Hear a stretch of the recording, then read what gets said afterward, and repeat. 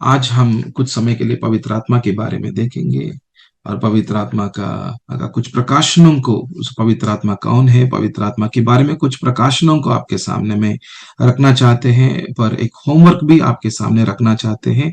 तो पवित्र आत्मा कौन है वो आपको समझने के लिए आप पढ़ सकते हैं यूहन्ना का 14 अध्याय, जो 15 पद से लेके 26 का पद तक। और पवित्र आत्मा का कार्य क्या है, मतलब उनका काम क्या है, हम यूहन्ना का 16 अध्याय 7 पद से लेके 15 पद तक पढ़ सकते हैं। और तो उसे मनन भी करना और उनको सीखना और उस वचनों के अंदर का प्रकाशनों को पाना है। और पवित्र आत्मा का सामर्थ्य क्या है, उसके लिए हमको हमको पढ़ने के लिए और मनन करने के लिए रोमियो का पत्री 8 का अध्याय और पहला पद से लेके 17 पद तक हम पवित्र आत्मा कौन है, पवित्र आत्मा का काम क्या है और पवित्र आत्मा का सामर्थ्य, ये तीनों के बारे में हर विश्वासी को मालूम होने का जरूरत है। हर विश्वासी को मालूम होने का बहुत बड़ी जरूरत है। आमीन, हालेलुया। तो हम कुछ विषयों को हम पहले, तो पवित्र आत्मा कौन है, मैं आपको कुछ समझाना चाहता हूँ। तो हम यूहन्ना का 14 अध्याय को निकालेंगे। हम धीरे धीरे से हम एक एक वचनों के अंदर का कुछ प्रकाशन को हम पाएंगे। हम ध्यान पूर्वक आज का शिक्षा को हम ध्यान पूर्वक सुनेंगे। तो नोट्स बनाने से क्या होगा, फिर से हम उसके बारे में विचार कर सकते हैं, फिर उसके बारे में हमको मनन कर सकते हैं। तो हम यूहन्ना का 14 अध्याय का 15 पद को हम देख रहे हैं। विश्वास कर रहे हैं कि आपने बाइबल्स को खोला। मैं कुछ धीरे से बोलता हूँ, मैं ऐसा सुना हूँ कि मैं थोड़ा सा फास्ट में चल रहा हूँ करके, तो हम धीरे से बोलेंगे ताकि आप उसके बारे में कुछ विचार करें। और तो उसके बारे में आप जो समझ में आ रहा था उसको आप कुछ लिख भी सकते हैं। सो हम जो कुछ सीखेंगे ना, अच्छा से सीखना है। हम जल्दी जल्दी में सीखते तो भी कुछ उतना फायदा नहीं होने वाला, तो हम इसलिए धीरे से सीखेंगे। और मैं कुछ समय के लिए बात करने के लिए जा रहा हूं, तो मेरी बातों को ध्यान से सुनना है और ये शिक्षा आपको अच्छे से आशीर्वाद भी हो सकते हैं। तो हम यूहन्ना का 14 अध्याय को निकाल रहा है और उसका मैं 15 पद से मैं चालू करके मैं बात करने के लिए जा रहा हूं। मैं, यदि तुम मुझसे प्रेम रखते हो तो मेरी आज्ञाओं को मानोगे। आमीन, हालेलुया। तो इस वचन का पीछे में जो भूमिका है, बैकग्राउंड है, कि यीशु मसीह अंतिम घंटों के अंदर में है, उनका चुना हुआ प्रेरित के साथ में, बोलते तो चुना हुआ चेलों के साथ में अंतिम घंटों के अंदर में उनके साथ में समय दे रहा था।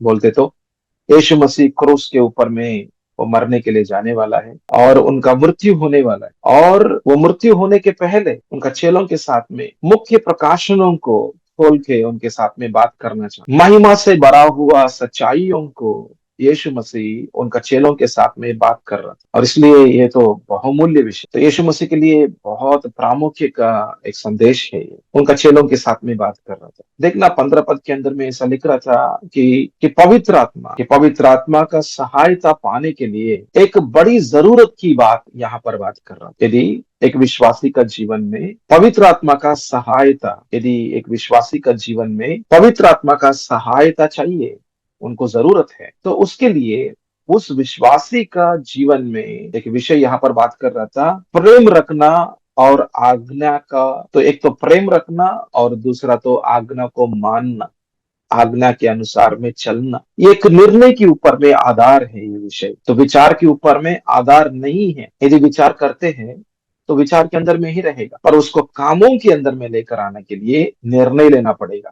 एक आदमी औरत दोनों विचार कर रहा था शादी करने के लिए, पर कभी भी शादी नहीं हो रही। 2-3 साल से विचार ही कर रहा था, शादी नहीं हुआ, क्योंकि निर्णय नहीं लिया, इसलिए शादी नहीं होते। तो ऐसा ही आज्ञा को मानना, आज्ञा के अंदर में चलना, आज्ञा के अनुसार का जीवन जीना, ये तो प्रेम के ऊपर में जुड़ा हुआ है। तो मतलब आपका अंदर में या मेरे अंदर में कितना पिता परमेश्वर का प्रेम का प्रकाशन कितना गहराई में आपको मिलता है और कितना गहराई में आपको समझ में आता है, और पिता का प्रेम कितना आपके ऊपर में कितना प्रेम है और आपको कितना प्रेम करते हैं, कितना देखभाल करते हैं हर दिन में, उसको आप पहचानते हैं, उसका प्रकाशन पाते हैं और उतना ऐसा कुछ गहराई में समझते हैं, और आप भी पिता परमेश्वर को उतना ही प्रेम की रीति में प्रेम करेगा, यीशु को प्रेम करते हैं, और उस प्रेम का गहराई के अनुसार में आप आज्ञाओं को पालन करने का काम भी रहते हैं। आप एक आत्मिक व्यक्ति को देखो, उनका शुरू से मतलब उनका सुबह से लेकर शाम तक हर विषय प्रभु का वचन के अनुसार में क्यों दिखाई दे रहा था? क्योंकि उनके अंदर में प्रभु की तरफ का प्रेम उतना है। एक और विश्वासी को देखो, उतना ठीक ठाक से जो प्रभु का आज्ञा को पालन नहीं होते हैं उनका जीवन में, क्योंकि उतना ही प्रेम है प्रभु की तरफ से। तो इस वचन के अनुसार में हमको सीखने का एक विषय है, आपके अंदर में कितना गहराई का प्रेम है। मतलब जैसे पिता परमेश्वर का प्रेम कितना आप अनुभव करेगा, तो उतना ही आप प्रभु को प्रेम करेगा, उतना ही आप आज्ञा का पालन करेगा। और क्यों आप प्रभु को प्रेम नहीं करेगा? क्योंकि आपको अपने आप के ऊपर में प्रेम रहते हैं, और इस प्रभु से भी ज्यादा आपका पत्नी को, पति को प्रेम करते हैं। प्रभु से भी ज्यादा आप दुनिया को या किसी को प्रेम करते हैं। प्रभु से भी ज्यादा आपका बच्चों को प्रेम करते हैं। प्रभु से भी ज्यादा इस दुनियादारी का जीवन को प्रेम करते हैं। प्रभु से भी ज्यादा आपका जॉब को प्रेम करने की वजह से तो क्या होगा, आप आज्ञा के अनुसार में, वचन के अनुसार का पालन भी, उसके अनुसार में चलने का विषय भी आपका जीवन में या मेरे जीवन में नहीं दिखाई देता। इसलिए एक विश्वासी का जीवन में पवित्र आत्मा कौन है, उसका प्रकाशन पाना, पवित्र आत्मा का कार्य उनका जीवन में देखना, पवित्र आत्मा का सामर्थ्य उनका जीवन में दिखाई देने के लिए ये एक इम्पॉर्टेंट, ये एक महत्वपूर्ण प्लेटफॉर्म है। जैसे एक प्लेटफॉर्म नहीं होते तो, या एक जगह नहीं होते तो हम खड़े नहीं हो सकते, ऐसे ही पवित्र आत्मा का काम यदि आपका जीवन के अंदर में दिखाई देने के लिए, तो प्रेम करना और उस प्रेम के अंदर में रहना और आज्ञा को मानना, आज्ञा के अंदर में चलना, ये बहुत प्रामुख्य का विषय है। यदि हम प्रभु को प्रेम नहीं करना चाहते हैं, ये हमारा चुनौती है, ये हमारा निर्णय है। और यदि हम प्रेम के अनुसार में, हम प्रेम में नहीं रहना चाहते हैं, हम आज्ञा को ना मानना चाहते हैं, हम प्रभु का वचन को तिरस्कार करते हैं, वहां पर पवित्र आत्मा काम नहीं कर सकते। इसलिए हम 15 पद के अंदर से ही हम चालू किया था। और देखो यहाँ पर हम 16 पद में क्या लिखा, हम यूहन्ना का 14-16 एक एक वचन के अंदर का मूल मुख्य प्रकाशनों को आपके सामने में रख के हम आगे आगे निकलते हैं। तो आप एक एक वचन को जस्ट नंबर लिखना, 14 नंबर लिखो, तो मतलब 15 नंबर लिखो, तो वचन 15, और उसके बाजू में एक दो प्रकाशन जो आपको समझ में आ रहा था, तो आपको लग रहा था कि ये वचन बहुत इंपॉर्टेंट है, ये प्रकाशन इंपॉर्टेंट है, आपको लग रहा था, आप लिख सकते हैं, या आप उसको ध्यान से सुनना और लिख भी सकते हैं। तो हम देख रहा था 16 पद, और मैं पिता से विनती करता हूं, तो विनती करूंगा, और वह तुम्हें एक और सहायक देगा कि वह सर्वदा तुम्हारी साथ रहेगा। आमीन, हालेलुया। और सर्वदा तुम्हारी साथ में रहेगा।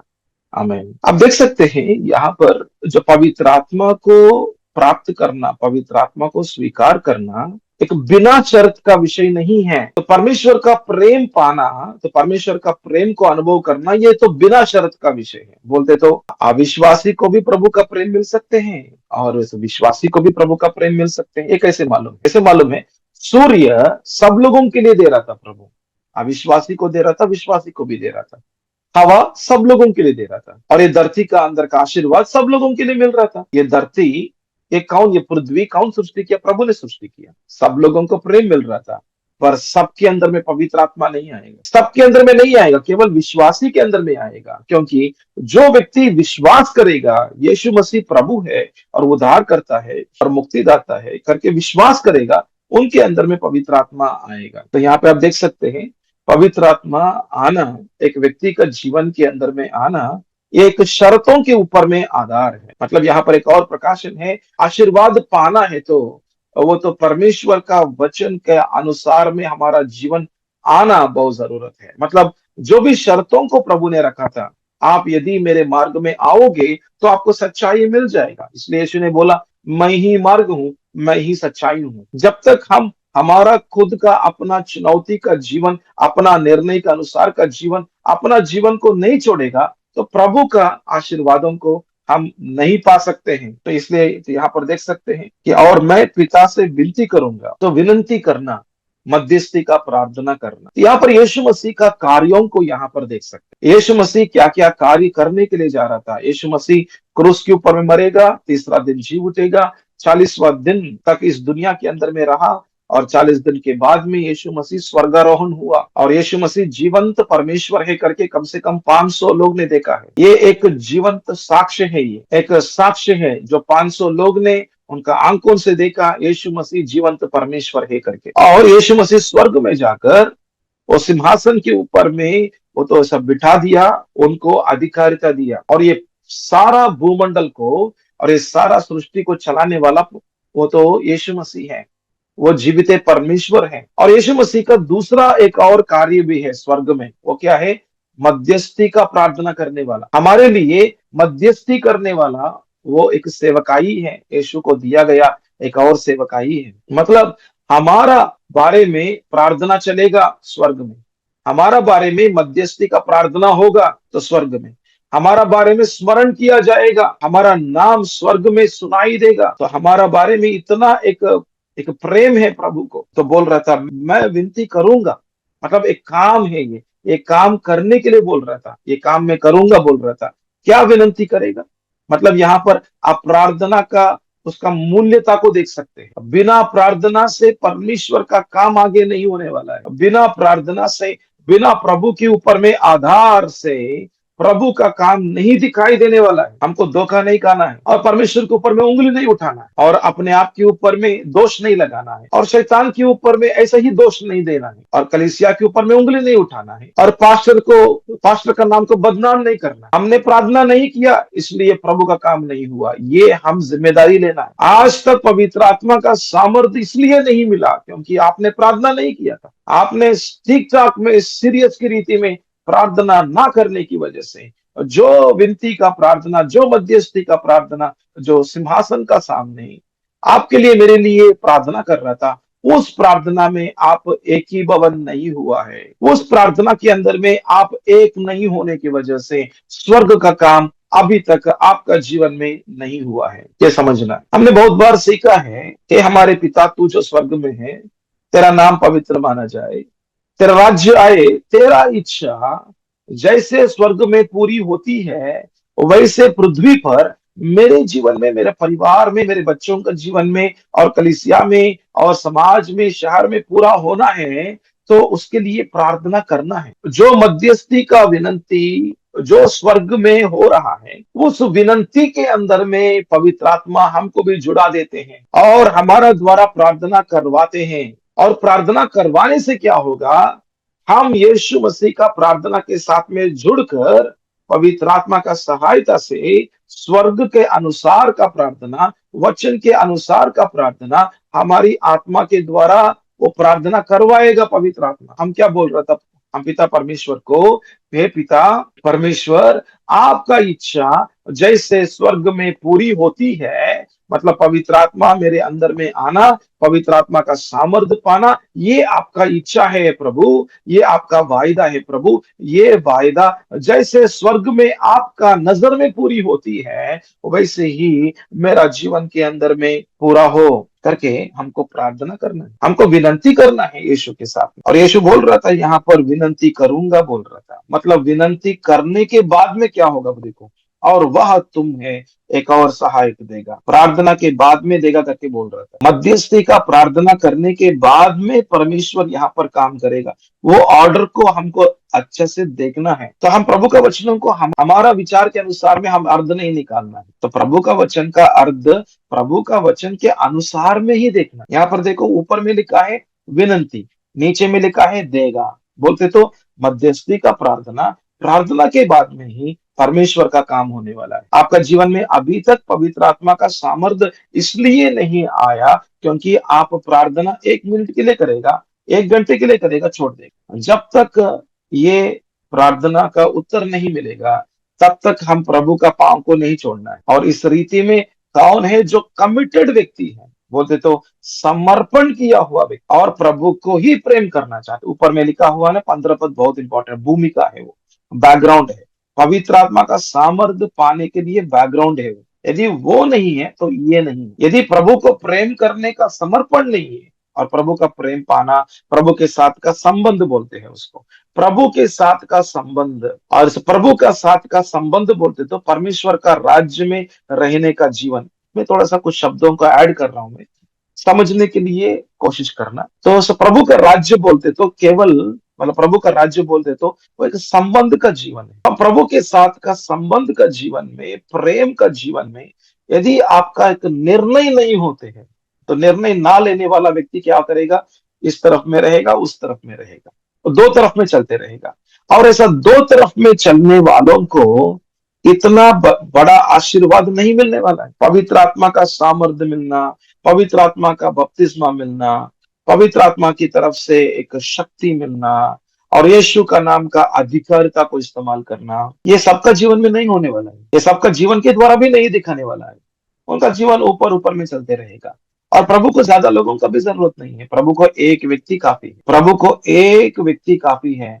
वो एक व्यक्ति के द्वारा उनका पूरा खानदान को और उनका पूरा राष्ट्र को प्रभु और राज्य को भी प्रभु इस्तेमाल करके उनको इस्तेमाल करके और बहुत बड़ा काम उनका राज्य का काम करवा सकते हैं। सौभाग्य का जीवन है पवित्र आत्मा का बपतिस्मा पाना। एक आशीर्वादित का जीवन है वो। और हर दिन प्रभु के साथ में चलने का जीवन है वो। पर ये पाने के लिए आपका निर्णय के ऊपर में आधार है, विचार के ऊपर में नहीं, पर निर्णय के ऊपर में।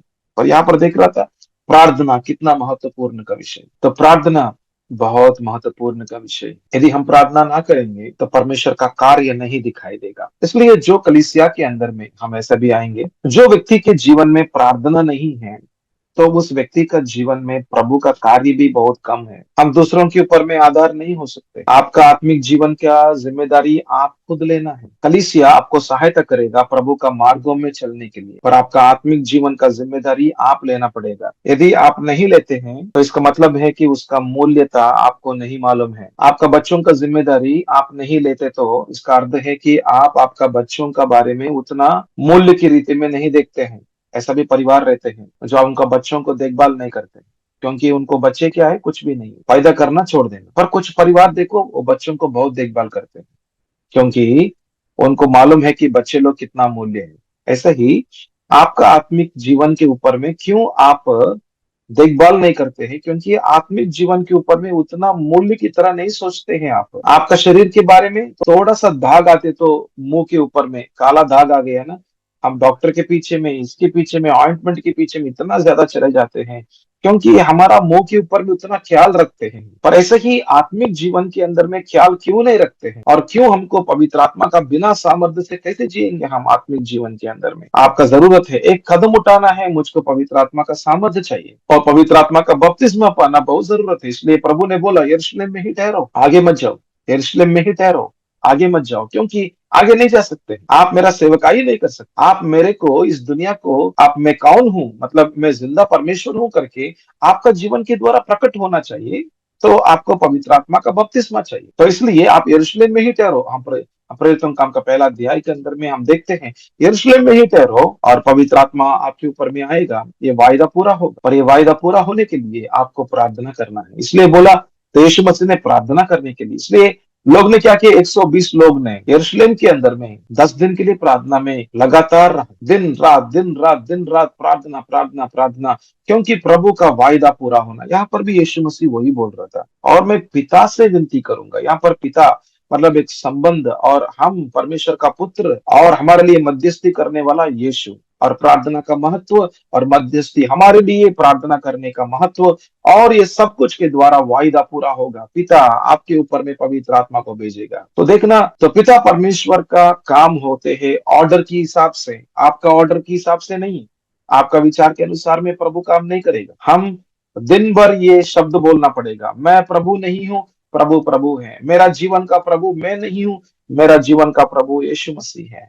मेरा जीवन का प्रभु मैं नहीं हूं, मेरा जीवन का प्रभु और पिता परमेश्वर, जो मेरा जीवन का जो परमेश्वर, जो पिता है, जो स्वर्ग में है। हालेलुया। ये हम बहुत बार बोलना पड़ेगा हर दिन में। आगे में चलेंगे, हम 16 पद को पढ़ रहा था, यूहन्ना 14:16, और कि वह सर्वदा तुम्हारे साथ रहे। एक बहुत बड़ा वायदा है ये, और बहुत बड़ा आशीर्वाद भी है। सर्वदा आपके साथ में रहेगा। हम पुराना नियम के अंदर में देखते हैं पवित्र आत्मा लोगों के ऊपर में आएगा और निकलेगा भी है, अंदर में नहीं रहता। तो मूसा के ऊपर में आत्मा आएगा और आत्मा बात करेगा और फिर निकल जाते। तो मतलब अंदर में तो निकल जाना बोलते तो मतलब प्रभु को उपस्थिति रहते, पर अंदर में तो नहीं। तो पुराना नियम के अंदर में ये आशीर्वाद नहीं है। पर नया नियम के अंदर में यीशु मसीह स्वर्गारोहण हुआ।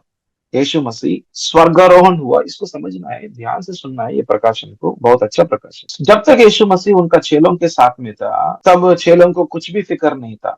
तो यीशु मसीह है ना कुछ शैतान का ऊपर में डर था, ना कुछ जरूरतों के ऊपर में कुछ चिंता था। उनको हर दिन खाना मिलता है, हर दिन उनको वो कहाँ पर भी सोने के लिए उनको जगह मिलती, हर जरूरत पूरा हो जाएगा। 5 रोटी को प्रभु इतना बदलाव कर सकते हैं, रोटी मिल जाएगा, उनको पानी मिल जाएगा, जगह मिल जाएगा, आशीर्वाद मिल जाएगा, और इतना प्रकाशन मिलेगा, स्वर्ग का परमेश्वर का उपस्थिति अनुभव करेंगे। इसलिए ये चेलों को कुछ भी फिक्र नहीं था, कुछ भी चिंता नहीं था। पर यीशु मसीह कुछ घंटों के बाद में गेत्सेमनी में जाने वाला है और क्रूस पर मरने वाला है, और कुछ घंटों के पहले का विषयों को यहाँ पर बात कर रहा था, और यीशु मसीह यहाँ पर बोल रहा था। तो यीशु मसीह यहाँ पर बोल रहा था, मैं आपके साथ में अभी तक, तो आपको कुछ भी चिंता नहीं था, आपको मैं सहायता कर रहा था, और आपको मैं आत्मिकता के अंदर में आपको मैं देखभाल किया हूँ, और वचन बोला हूँ, और प्रकाशन दिया हूँ, और पिता कौन है प्रकटीकरण किया हूँ, आश्चर्य काम कैसे करना है सिखाया हूँ, अधिकारिता कैसे चलाना है सिखाया हूँ, दुष्ट आत्मा कैसे निकालना है आपको बात किया हूँ, और आप भी गए तो 2-2 लोगों को भेजा हूं मैं,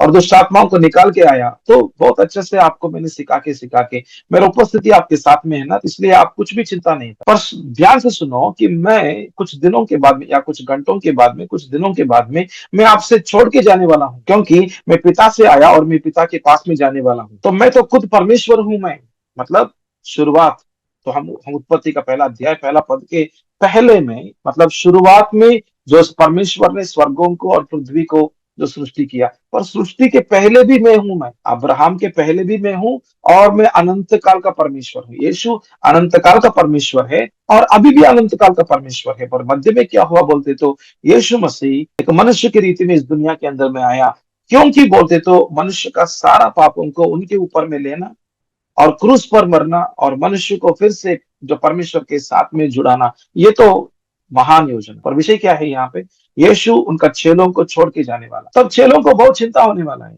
हम अकेले हो जाएंगे, हम अनाथ हो जाएंगे। अरे अभी तक हमने देखा आप ही हमारा पिता है, आप ही हमारा सब कुछ है, हम पिता को देख रहा था, पिता परमेश्वर को देख रहा था, आपको देखते तो, और हम अनाथ नहीं है, हम आपके साथ में रहते तो बहुत अच्छा था।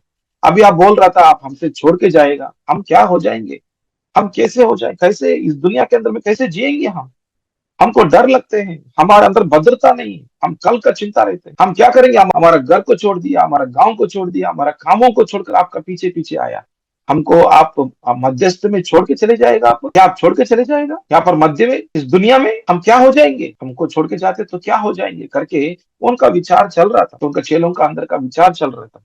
इसलिए यीशु मसीह उनको बोल रहा था,